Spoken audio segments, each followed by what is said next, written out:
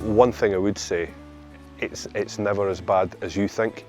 And if you think that things are getting too much for you, you're feeling that there's no way out, definitely, by all means, go and speak to somebody. Whether it's your partner, whether it's your pal, whether it's your next door neighbour, just go and speak to somebody, tell them how you feel, because there's help there. Definitely help out there. And talking is probably the first step, that acceptance that I'm struggling here. It's not cool to keep it bottled up inside. Let it out and speak to somebody. There's lots of people who will help you. Well, my name's Ian Barr, and welcome to Upper Dalhousie Farm, just outside Bonnyrigg. We're an arable farm, about 750 acres of arable land, a lot of woodland, predominantly growing spring barley and winter wheat, a bit of grass, some horses for livery. Used to have a lot of cattle and sheep, but tried to make the job a little bit easier. So we're all mechanised now, and we do a bit of contracting. Out at Oriam, out at Murrayfield, and do various football pitches and rugby pitches and other sports surfaces up and down the country. So that's who we are. It's been a long career.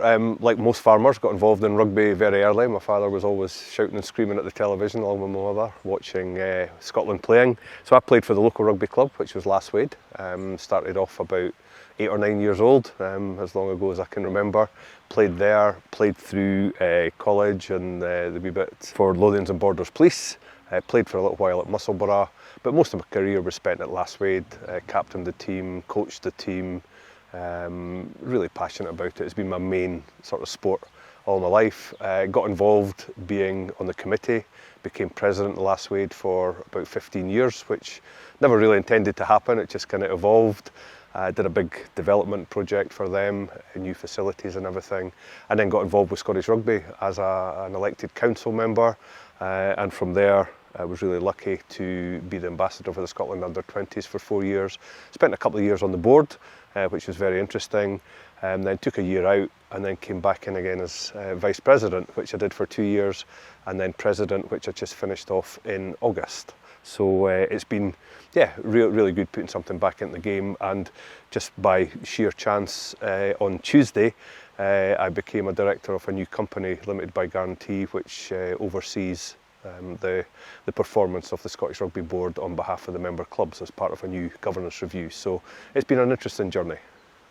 I think mental health, obviously from my experience with rugby as well, it's a very topical subject at the moment, but I think from a farming perspective, because we're working on our own a lot of the time, although this is quite a busy farm, I'm quite fortunate, there's 2 or 3 people going around here because we do some contracting work as well. When things start to get on top of you, it's quite difficult, particularly if there's no one to turn to. And I think it's such a topical subject. People are only just starting to understand what mental health actually is. I suppose many years ago, generations ago, mental health was seen as some sort of challenge that people had. But I think nowadays there's so many different, it manifests itself in so many different ways, and I think it's a really important subject, particularly as, you know, as you said, I've been involved with Scottish Rugby.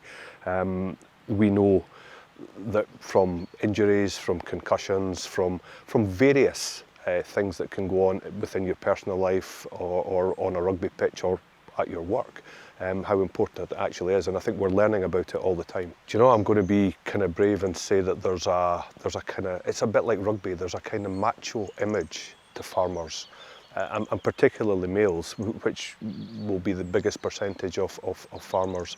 It's almost a sign of weakness to approach somebody, whether it's your partner, whether it's a workmate, a friend, or a doctor, to actually admit that there's something not 100% right with you. And I think we need to overcome that. I think people need to be able to relax enough and be confident enough to actually go to somebody and say, I might need a little bit of help here, because it's not going to make people think any less of you. It's actually going to help to get people to help you. So I think there is a stigma attached to it still, which we need to try and overcome. From a personal point of view, we lost a young man from my own local rugby club a year or so ago. Took his own life, which was really traumatic for people. And again, you know, looking back on that, no reason that anyone could see, but obviously somebody that couldn't or wouldn't go forward and talk to anybody. And I've had issues pretty close to home, you know, family-wise.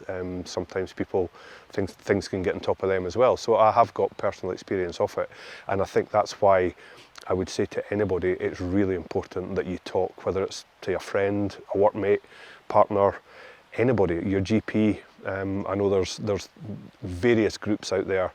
We are quite lucky. There are a lot of groups out there that can help, and it's not a sign of weakness. It's not about if you're a guy letting your sort of macho image go down. It's really, really important, because we don't understand fully what mental health means. There's so many people got various degrees of something going on, whether it's work pressure, whether it's an injury, it doesn't matter how it's started, but I think it's really important that all I would say is go out and talk to somebody. I think it's really important for farmers to get off the farm. It's it's one of these things, whether it's sport, whether it's entertainment, it doesn't matter what it is, just going out with friends. You need to enjoy yourself, and that's what life's all about. It's not about working hard 24/7, although that is very, very important. If we don't have a bit of time off, it's kind of like a relief valve when we can go and just chill out a little bit. It can become too much for people, and I think I maybe mentioned before, farmers, predominantly male farmers, it's a kind of macho thing. Nobody likes to show that things are maybe getting a wee bit too much for them. There's a kind of image there, or a fear. It's a sign of weakness. It certainly isn't. If you're feeling down, get yourself out. Get yourself out with your friends. Go and tell your friends you're not feeling great, or go and speak to your neighbour. Make sure they're okay, and at the same time, if there's something bothering you, tell them. So I think it's really, really important that we've got another interest, or other interests, as many as we possibly can, to get us off the farm, and just to keep us engaged with other people, and probably be approachable, or try and approach others if we're not feeling very, very well. But I think we've got to talk, farmers. It's really important. I think I've managed to move on with the times. There's a lot of I been mentality in farming. We get caught in this rut of doing things the same way that we've always done it, same way as our fathers did, or our grandfathers. So I think it's about time management. It's about getting the right people to help you to do the job, and it's about delegation. I will be honest. It's trying to get a good team around you, which gives you more time, because without that time, I think that's when it all starts to get on top of you. If you're having to do everything yourself, you end up chasing your tail a little bit, and it's very difficult. I always remember many years ago, there was a lorry driver came in here on a Friday night. He came in for a load of barley. He just stayed up the road, and it was his last load of the night, and he came in, and I was running about trying to do things, and he said, what are you doing, son? And I said, I'm trying to get ahead of the game. And this guy was 65, 70 years of age, and he said, a wee tip for you, just slow down a little bit. You'll never, ever get ahead of the game. He said, just organise your day, make it achievable, make it realistic, and you get to the end of the day and it's done. And tomorrow you can start on all the things you've not done. And actually that was really good advice, because I think sometimes we get kind of caught up in having to do a certain amount of stuff in one day, but tomorrow is another day. When you talk about unsettled times, I think there's all this volatility in what we're getting for our produce. The whole world looks as if it's going into recession. People don't want to pay too much money for food, but we're very aware that the price of fuel, fertilisers, sprays, everything that we use, electricity, is going through the roof. And people will be genuinely worried about that. The only advice I can give to farmers, it doesn't matter where you are, go and knock on your neighbour's door one day when you're passing. Go and have a cup of tea or a cup of coffee and just have a blether and exchange notes. It'd probably be typical farmers, would be moaning about absolutely everything, but at least if you can have a moan together, it helps. It genuinely does. So that's the kind of advice I would give. One thing I would say, it's never as bad as you think. And if you think yourself, as a person, if you feel that things are getting too much for you, you're feeling that there's no way out, definitely, by all means, go and speak to somebody. Whether it's your partner, whether it's your pal, whether it's your next door neighbour, just go and speak to somebody, tell them how you feel, because there's help there, definitely help out there. And talking is probably the first step, that acceptance that I'm struggling here.